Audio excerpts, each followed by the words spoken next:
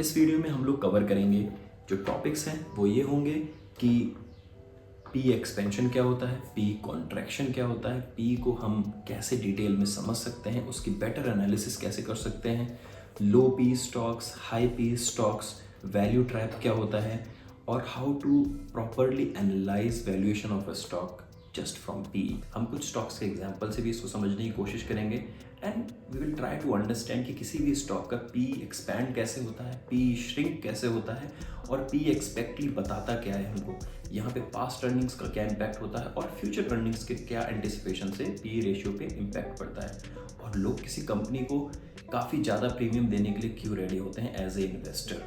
और वहाँ पे कुछ कंपनीज ऐसी होती हैं जिन पे वैल्यूएशन काफ़ी कम होती है और इन्वेस्टर्स उतना ज़्यादा प्रीमियम नहीं देते हैं। फॉर एग्जांपल, बहुत ही बेसिक एग्जांपल से अगर आप समझना चाहोगे तो अगर आप देखोगे तो जो पीएसयू बैंक्स है उनकी पी काफ़ी कम होती है in comparison to private sector banks. So let's get into the data and understand few examples with this. So P and E ये दो कंपोनेंट से मिलकर बना होता है। एक होता है आपका प्राइस और दूसरा होता है कंपनी की अर्निंग्स। प्राइस स्टॉक का करंट मार्केट प्राइस और इसका जो सेकंड कंपोनेंट होता है वो होती है इसकी अर्निंग्स पर शेयर। और अर्निंग पर शेयर की जो कैलकुलेशन होती है वो होती है नेट इनकम, जो कंपनी का प्रॉफिट आफ्टर टैक्स होता है, उसमें से आप माइनस करते हैं प्रेफर्ड डिविडेंड्स। प्रेफर्ड डिविडेंड्स हम उससे माइनस करते हैं, डिवाइड करना होता है total outstanding of the company. ये फॉर्मूला होता है पी का, बेसिक फॉर्मूला। इसके अलावा डाइल्यूटेड ईपीएस होता है, बेसिक ईपीएस के बारे में अभी बात कर रहे हैं, so will focus on this. So इन दो कंपोनेंट को मिला के आपका बनता है P and E, correct.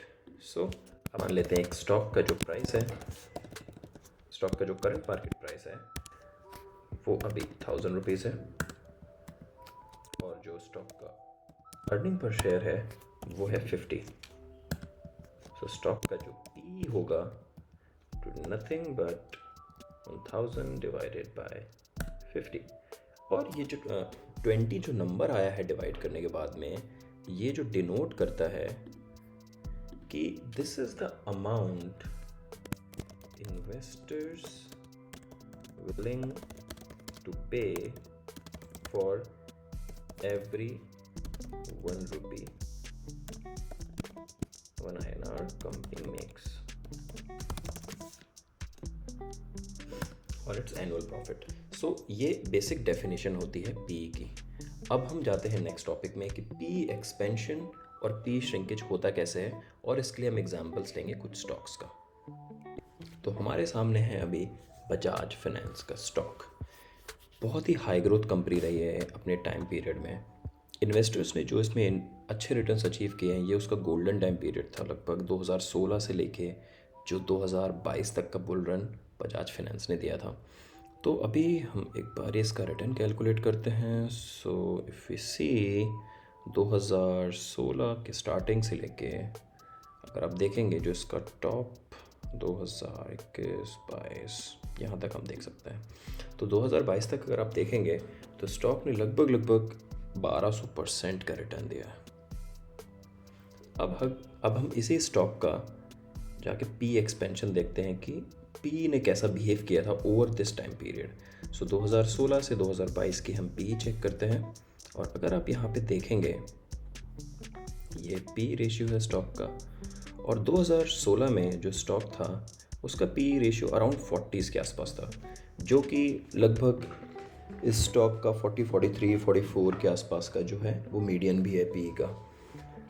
And अभी आप देखेंगे 2016 में जो पी रेशियो था स्टॉक का वो 40 के आसपास का था एंड 40 से ये पी एक्सपैंड होके 2022 में रफली 50 के आसपास है।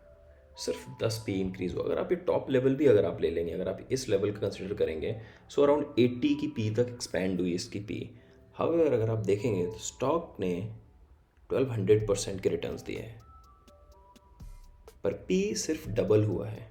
सो यहाँ भी आप सोच सकते हैं कि स्टॉक फिर भी एक प्रीमियम वैल्यूएशन पे ट्रेड कर रहा था, पर फिर भी स्टॉक की जो ग्रोथ थी, अगर आप इसकी बॉटम लाइन या टॉप लाइन देखेंगे उन ईयर्स 2015 से लेके 2022 तक अगर आप देखेंगे तो स्टॉक 6 टाइम्स हो गया है, 6 टाइम्स। और अर्निंग पर शेयर उतनी ही तेज़ी से बढ़ा है। तो जैसे ही आपका अर्निंग पर शेयर बढ़ रहा है, आपकी अर्निंग्स बढ़ रही हैं, जब आपका डिनोमिनेटर बढ़ेगा तो आपका पी रेशियो रिड्यूस होता रहेगा। हम अपने इस शीट पे वापस से आते हैं। तो अगर आप यहाँ देखेंगे तो अगर मैं स्टॉक का जो अर्निंग है वो मैं 50 से 100 कर देते हैं, सो पी रेशियो हाफ हो गया। So this is what how actually P behaves. अगर आपकी अर्निंग्स इंप्रूव हो रही हैं, अर्निंग्स में ग्रोथ बहुत अच्छी एक्सपेक्टेड है, तो जो आपकी पी रेशियो है वो बाय द टाइम मैनेज्ड रहती है। तो वही हमने यहाँ पे इस एग्जांपल में देखा। और अगर आप करंट टाइम पे भी जाएंगे, अभी थोड़ा सा ये वॉर सिचुएशन की वजह से ये फॉल्स हुए हैं स्टॉक्स में, एंड मार्केट भी थोड़ी सी सेल ऑफ में है, तो फिर भी आप देखेंगे स्टॉक अराउंड 20% के आसपास डाउन है फ्रॉम ऑल टाइम हाई। फिर भी इसकी जो पी है वो एवरेज से ऊपर है, जो मीडियन है दैट इज़ अराउंड 17, और स्टॉक अभी ट्रेड कर रहा है 28 में। सो आप इसको एक अंडर वैल्यू स्टॉक की कैटेगरी में रख सकते हैं अगर आप एंटिसिपेट कर रहे हैं कि ये स्टॉक फ्यूचर में अच्छा परफॉर्म करेगा। ये कोई स्टॉक रिकमेंडेशन नहीं है, मैं सिर्फ आपको पी का कॉन्सेप्ट समझाना चाहता हूँ कि सिर्फ पी एक स्टैंड अलोन ऐसा की रेशियो नहीं है कि आप सोचें कि पी किसी स्टॉक का अगर बहुत महंगा है। सो फॉर एग्जांपल अगर हम देखें इटर्नल, सो जोमेटो का जो स्टॉक है इसका पी 970 पे चल रहा है, एंड ऑफ कोर्स लोग, अगर आप इसका मार्केट कैप भी देखेंगे तो ये one of the most highest market cap companies में है, और अभी निफ्टी 50 में भी इंक्लूडेड है। सो ये निफ्टी 50 का स्टॉक है एंड इसकी पी 970 है। सारे निफ्टी 50 के स्टॉक्स में सबसे ज़्यादा पी रेशियो इसका है। पर अगर आप इसके थोड़ा सा बैलेंस शीट्स में जाएंगे या पीएनएल पे देखेंगे, सो कंपनी जो ग्रोथ कर रही है, सो कंपनी ने पिछले 2022 से 2025 के रिजल्ट्स में जो सेल्स थी वो 2000 करोड़ से 16,000 करोड़ तक चली गई है। सो जो कंपनी की जो ग्रोथ है वो बहुत ज़्यादा तेज़ और हाइपर ग्रोथ एक्सपेक्ट की जा रही है। इस वजह से लोग इसको प्रीमियम वैल्यूएशन देने के लिए रेडी हैं। सो अगर आप देखेंगे, मैं ये नहीं कह रहा हूँ कि जोमेटो फेयर वैल्यू स्टॉक है, बजाज फाइनेंस जैसा तो बिल्कुल भी नहीं है। ये मेरे को भी लगता है कि ये काफ़ी ज़्यादा ओवर वैल्यूड कंपनी है, क्योंकि इसको अपनी पी एडजस्ट करने में, एक फेयर वैल्यू आने में बहुत तेज़ी से और बहुत ज़्यादा ग्रोथ करनी पड़ेगी। तो अगर आप देखेंगे तो बस मैं ये बताना चाहता हूँ कि यहाँ पे इतना ज़्यादा प्रीमियम वैल्यूएशन इस वजह से मिल रहा है जोमेटो को, क्योंकि उसकी जो ग्रोथ नंबर्स है वो बहुत ज़्यादा तेज़ हैं। Avenue supermart, so quick delivery की वजह से थोड़ा सा स्टॉक पे इम्पैक्ट आया है प्राइसेस में, पर अगर आप देखेंगे तो ये बहुत ही हाई परफॉर्मेंस स्टॉक रहा है एक टाइम पीरियड में। सो अगर इसका प्राइस देखेंगे, सो लिस्टिंग इसकी हुई थी 2017 में, और आप देखेंगे सो कॉन्टीन्यूसली स्टॉक ग्रो करता गया है। अगर आप देखेंगे तो ये लगभग 750 रुपये से स्टॉक ने अपना ऑल टाइम हाई किया था अचीव 2021 में, लगभग 5000 के आसपास। एंड इसी टाइम पीरियड में अगर आप इसका पी देखेंगे, सो पी 100 से 2021 में पी लगभग 200 के आसपास ट्रेड किया है। पी डबल हुआ है, पर स्टॉक 600 रुपये से 5000 तक चला गया है। तो स्टॉक ने जो नंबर्स भी उस टाइम पे अगर रिपोर्ट किए थे, अगर आप जाके देखेंगे एनुअल रिजल्ट्स, और लगभग यहाँ पे 2015-16 से अगर आप रिजल्ट्स देखेंगे तो कंपनी 6000 करोड़ की थी और 2022 तक 30,000 करोड़ की हो गई। और कंपनी का अगर आप अर्निंग पर शेयर देखेंगे तो वो भी लगभग 3 रुपये से 23 रुपये और 30 रुपये तक 10 गुना EPS राइज किया है। तो अगर आप सोचते कि स्टॉक का पी तो 100 का है, 100 के पी पे स्टॉक आपको लगेगा कि ये तो बहुत महंगा है, पर over the period of time P adjusted बना रहा, क्योंकि अर्निंग पर शेयर जो है वो कंपनी का बढ़ रहा था। यहाँ पे अगर आप देखेंगे तो कंपनी ने इतना हाई पी और इतनी हाई वैल्यूएशन पे होने के बाद भी कंसिस्टेंटली इतनी हाई ग्रोथ रिटर्न्स दिए हैं, क्योंकि कंपनी ग्रो कर रही थी बहुत स्पीड से। इसको भी अगर हम पीयर से आप कंपेयर करेंगे, सो हाईली वैल्यूएशन पे ट्रेडेड स्टॉक है करंट सिचुएशन पर भी, और एवरेज से तो काफ़ी दूर है। हमने समझा कि पी एक्सपेंशन क्या होता है। जब इन्वेस्टर्स स्टॉक को लेके काफ़ी ज़्यादा ऑप्टिमिस्टिक होते हैं, उसके बिजनेस और इंडस्ट्री को लेके काफ़ी ज़्यादा ऑप्टिमिस्टिक होते हैं और ग्रोथ एंटिसिपेटेड होती है, तो वहाँ पे वो प्रीमियम पे करते हैं और पी एक्सपैंड होता है। सिमिलरली एक और चीज़ होती है जिसको हम कहते हैं पी कॉन्ट्रैक्शन। ये सिनेरियो तब क्रिएट होता है जब इन्वेस्टर्स जो होते हैं वो फ्यूचर ग्रोथ के लिए, फ्यूचर ग्रोथ जो होती है, फ्यूचर ग्रोथ जो होती है उसके लिए ज़्यादा एक्साइटेड नहीं होते हैं और फ्यूचर ग्रोथ एंटिसिपेट की जाती है कि काफ़ी लो रहेगी, तो वहाँ पे पी कॉन्ट्रैक्शन आपको देखने को मिलता है।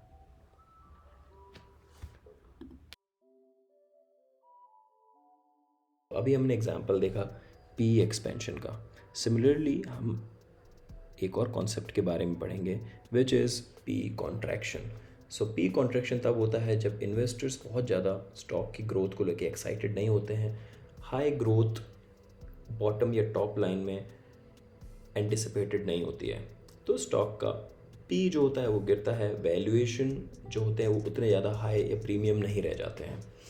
तो फिर हम यहाँ पे समझते हैं कि एक सिंपल लाइन में कि अगर किसी भी स्टॉक को पहले 40 टाइम्स का पी कोई इन्वेस्टर दे रहे थे, मार्केट दे रहा था, now market is planning to give for the same stock, अब वो 25 का प्रीमियम देना चाहते हैं। कंपनी स्टिल प्रॉफिटेबल है पर वैल्यूएशन रिड्यूस हो गया, कंपनी अभी भी उतना ही प्रॉफिट कमा रही है, पर कंपनी की फ्यूचर अर्निंग्स में जो ग्रोथ है वो लो है, एंटिसिपेशन है इन्वेस्टर्स का, तो इन्वेस्टर सेम कंपनी को उसका वैल्यूएशन जो है वो रिड्यूस कर देंगे और मार्केट में जो उसका पी है वो रिड्यूस हो जाएगा और जो स्टॉक का प्राइस है वो भी हो सकता है कि मीडियम टू लॉन्ग टर्म में स्टैग्नेंट रहे। उसका बहुत ही एक अच्छा एग्जांपल है आईटीसी। तो अभी हम जाके चेक करते हैं आईटीसी का स्टॉक। सो आईटीसी अगर आप देखेंगे बहुत ही कैश रिच कंपनी है, एक ब्लू चिप स्टॉक है। अगर आप इनके कैश रिजर्व्स देखेंगे तो वो एक कंपनी की वैल्यूएशन से भी ज़्यादा है। आप इसको अगर देखेंगे इसके 10 ईयर्स चार्ट में, सो स्टॉक 2016 से लगभग 2022 तक सिमिलर लेवल्स पे ट्रेड किया है और इसी सिचुएशन में अगर आप इसका पी देखेंगे, सो पी में रिडक्शन हुआ है। इवन दो अगर आप यहाँ पे देखेंगे तो पी इसका 25 का था और 2022-23 में भी 29 का ही है और इवन पी यहाँ पे अब रिड्यूस हो रहा है। तो आप अगर देखेंगे तो स्टॉक ने रिटर्न्स बहुत अच्छे डिलीवर नहीं किए हैं, इवन दो डिविडेंड यील्ड बहुत अच्छा है आईटीसी का, पर अगर आप इसकी नंबर्स पे जाके अगर आप देखेंगे एनुअल नंबर्स पे, तो कंपनी जो है उसकी जो ग्रोथ है वो सिंगल डिजिट में रही है for most of the period. So ऐसा नहीं है कि कंपनी प्रॉफिटेबल नहीं थी, अगर आप प्रॉफिट वाले नंबर्स देखेंगे तो earning per share is huge, it's good, काफ़ी अच्छी परफॉर्मेंस है, पर उसी कंपैरिजन में अगर आप स्टॉक की जो ग्रोथ देखें, कंपाउंडिंग प्रॉफिट ग्रोथ, वो सिंगल डिजिट में है, उसकी जो सेल्स ग्रोथ है वो भी सिंगल डिजिट में है। सिमिलरली स्टॉक का CAGR भी सिंगल डिजिट में है। तो इसी पॉइंट ऑफ व्यू की आईटीसी का जो बिजनेस है उसकी एक स्लगिश ग्रोथ रही है हमेशा से। इस वजह से अगर आप देखेंगे जो पी रेशियो है आईटीसी का वो हमेशा से एक स्टैग्नेंट पोजीशन और लोअर लेवल्स पे रहा है, और अगर आप इसको कंपेयर करेंगे तो अपने ये इस टाइम पे करंटली अपने एक एवरेज नंबर से भी कम चल रहा है। सो ये एक बहुत अच्छा एग्जांपल है पी रेशियो कॉन्ट्रैक्शन का।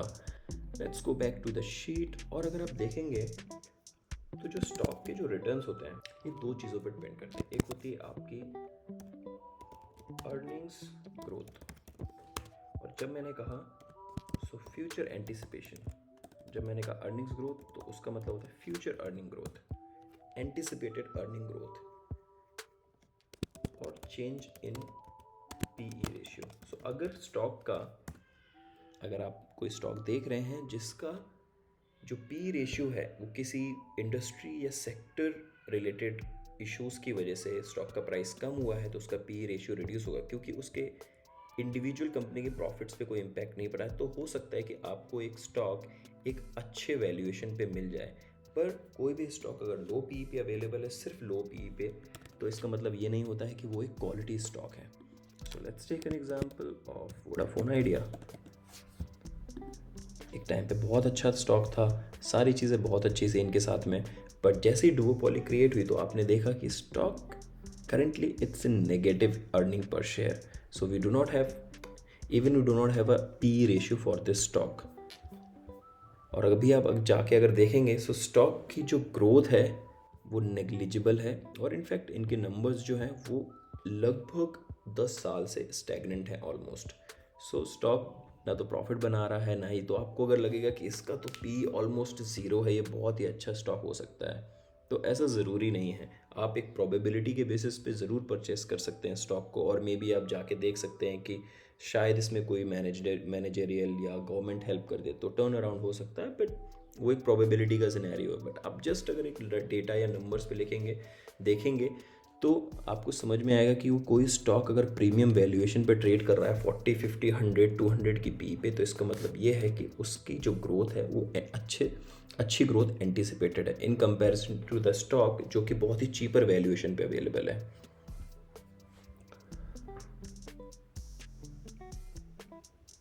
सिमिलरली आप एग्जाम्पल देख सकते हैं HDFC AMC का भी, जो कि बहुत ही एक अच्छा स्टॉक है और प्रीमियम वैल्यूएशन पे ट्रेड करता है. जो HDFC AMC है वो बहुत अच्छा एग्जाम्पल है पी कॉन्ट्रैक्शन का भी, जिसको आप देख सकते हैं. तो अभी आपने देखा कि जो ITC is a very good example कि लो पी जो है वो काफ़ी टाइम तक रह सकता है जब स्टॉक लॉन्ग पीरियड में कुछ अच्छे रिटर्न्स नहीं दे रहा है. अगर आप देखेंगे तो ITC जो एक रिलेटिवली लो पी पे ट्रेड किया है काफ़ी टाइम तक, even though company was profitable, but earnings growth was slow. तो ये एक बहुत बड़ा एक पॉइंट होता है जब आप किसी भी स्टॉक को एनालाइज कर रहे होते हैं. So just stand alone P ratio सारी चीज़ें डिक्टेट नहीं करता है. और एक बहुत अच्छे स्टॉक का एग्जांपल है जिसको मैं वैल्यूएशन ट्रैप बोलूँगा, विच इज़ येस बैंक. एक टाइम पे बहुत ही प्रीमियम वैल्यूएशन पे ट्रेड करता था, पर कंपनी की जो ग्रोथ थी वो स्लगिश थी, और उसके बाद में जो कंपनी के मैनेजरियल इश्यूज़ हुए तो उसके बाद में कंपनी का जो पी है, वैल्यूएशन है, ग्रोथ है, सब कुछ ख़त्म हो गया. सो वो एक वैल्यूएशन ट्रैप भी होते हैं स्टॉक्स में.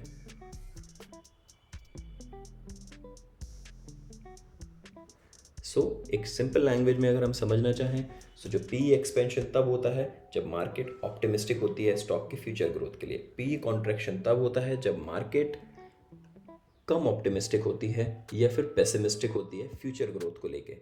मार्केट का जो प्राइस होता है वो एक्सपेक्टेड फ्यूचर अर्निंग्स पे डिपेंड होता है, ना कि करंट प्रॉफिट्स पे, ना कि करंट कंपनी के अर्निंग्स पे. करंट कंपनी की जो करंट अर्निंग्स होती हैं वो एक प्लेटफॉर्म सेट करती हैं. जो करंट कंपनी का जो सिनेरियो होता है, उसका मैनेजमेंट, उसका बिजनेस, उसका सेक्टर, उसका प्रोडक्ट, वो सारी चीज़ें एक प्लेटफॉर्म सेट करती हैं ताकि आप प्रिडिक्ट कर पाओ, एक एक्सपेक्टेशंस लगा पाओ कि कंपनी की जो ग्रोथ है वो फ्यूचर में कैसी होगी. आप किसी भी स्टॉक को सिर्फ पी रेशियो के बेसिस पे जज नहीं कर सकते हैं. आप इसको इस पॉइंट ऑफ व्यू से देखिए कि स्टॉक का पी कैसा परफॉर्म कर रहा है, स्टॉक की ग्रोथ कैसी है, और आप ये भी देखिए कि पूरी इंडस्ट्री या उसके सेक्टर की पी कैसी है. क्या वो अपने एवरेज से ऊपर है, एवरेज के नीचे है, एक्सपेंशन कैसा हुआ है over the period of time. और इससे आपको पता चलेगा कि जो बाकी के इन्वेस्टर्स हैं उस स्टॉक को लेके कैसा पॉइंट ऑफ व्यू रखते हैं. आप देखिए कि पिछले 5 से 7 सालों में उसकी जो अर्निंग्स की ग्रोथ है, जो बॉटम लाइन है, जो टॉप लाइन है, उसकी ग्रोथ कैसी हुई है. इसके बाद में आप देखेंगे कि जो स्टॉक का जो वैल्यूएशन है, किसी भी स्टॉक का कोई भी पी रेशियो है तो वो क्यों है उतना, आपको इस चीज़ की भी एक अंडरस्टैंडिंग मिलेगी कि किसी भी स्टॉक का पी ज़्यादा क्यों है, किसी भी स्टॉक का पी कम क्यों है.